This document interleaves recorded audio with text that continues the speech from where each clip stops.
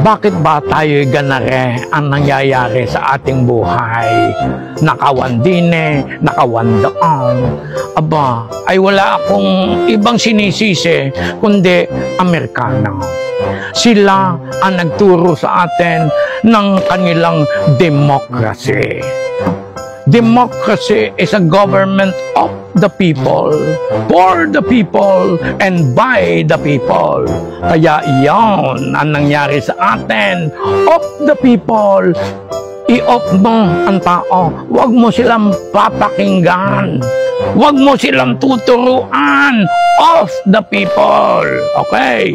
For the people. Aba, maghihirap yan. Wala kang binibigay, hindi edukado. Aba, ay di for the people. Ay pag mahirap ang tao, then you can buy the people.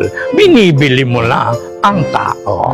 Yan ang problema natin. Yan ang ginagawa ng mga flood control contractors, senators, and congressmen, etc., etc. A government of the people, for the people, and by the people.